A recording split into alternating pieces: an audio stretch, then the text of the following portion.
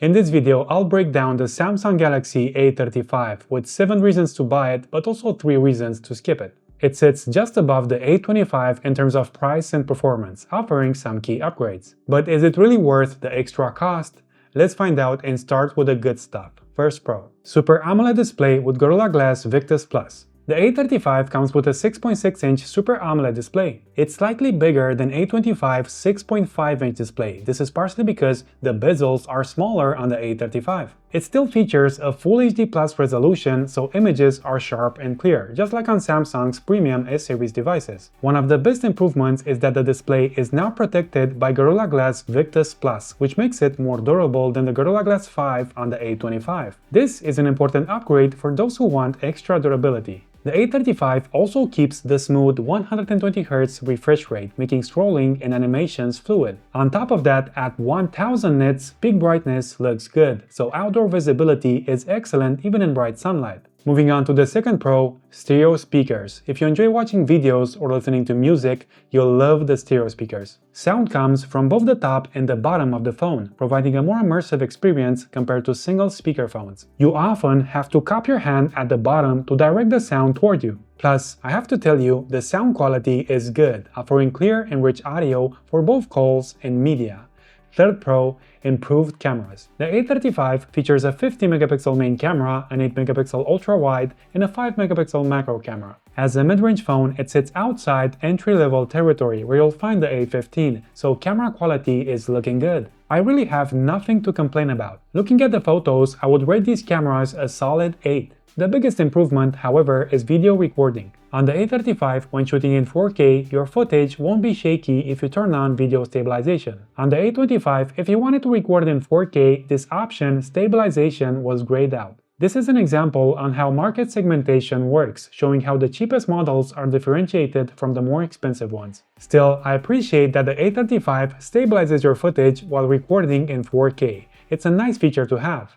Fourth pro, better performance. The A35 is powered by the Exynos 1380 processor, which is about 28% more powerful than A25 Exynos 1280. If you're looking for the cheapest Samsung phone with good performance, the A35 is the one to choose. You'll experience faster app loading times, better multitasking capabilities, and improved gaming performance. Keep in mind all of this while maintaining good thermal behavior. It doesn't heat up much. The A25 might have a more attractive price, but if you want a capable device, it's worth paying more. The A35 has exactly what the A25 lacks, and that's solid performance. Let's move to the fifth pro. IP67 water and dust resistance and good build quality. For those few extra dollars you pay for this mid-range smartphone, you don't just get a better processor. It can also survive in up to 1 meter of water for 30 minutes and is fully protected against dust. If you're in the mountains and want to dip your feet into a small river and accidentally drop your phone, there won't be any issues. If you're washing dishes and accidentally splash your A35, again, no problem. It's a phone that's more durable in daily life. That IP67 rating for dust and water resistance is a huge advantage. 6 Pro, 4 years of Android updates. As expected, right out of the box, this device comes secured by Knox, but what's really interesting is that it will receive 4 years of Android updates and 5 years of security patches. It comes with Android 14 with One UI 6.1 and will continue receiving updates until at least 2028. For a mid-range phone, that's excellent longevity. 7 Pro, good storage and RAM. The A35 comes with at least 128GB of internal storage, with the more expensive versions offering 256.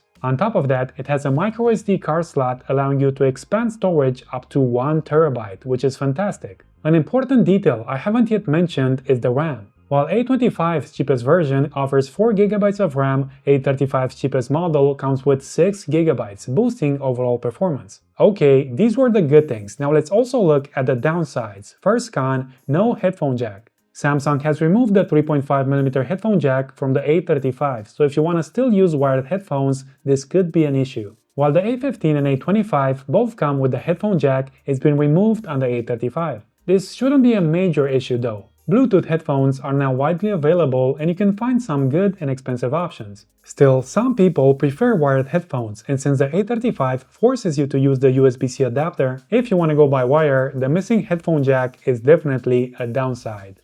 The second downside is the price. The A35 is a great phone, but it's also more expensive than the A25. If you're on a tight budget and don't need the extra performance, 4K video stabilization, or IP67 rating, you might find that the A25 offers better value for money. Still, I have to say, in my opinion, the price difference in this case is worth it. The better hardware performance on the A35 is definitely something worth having.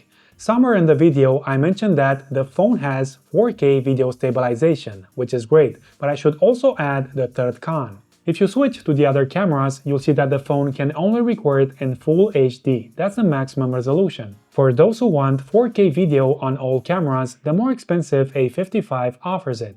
In conclusion, the Samsung Galaxy A35 is a well-rounded mid-range smartphone that offers significant improvements over the A25, including a high-quality Super AMOLED display, stereo speakers, better cameras with 4K video stabilization, and a more powerful processor. It also stands out with an IP67 dust and water resistance, better build quality, more memory, making it a great choice for those willing to spend a bit more for better performance and durability. However, the lack of a headphone jack, a higher price compared to the A25, and limited 4K video recording to the main camera are some drawbacks to consider. I like this phone. I believe it's worth paying the price they're asking for it. It also comes with 5G, so you don't have to choose between a 4G or a 5G version, like with the entry-level A15. The A35 is clearly a mid-range device and meets the expectations of a phone at this price point. If you enjoyed this video, hit that like button and feel free to check one of my other phone reviews that you now see on the screen.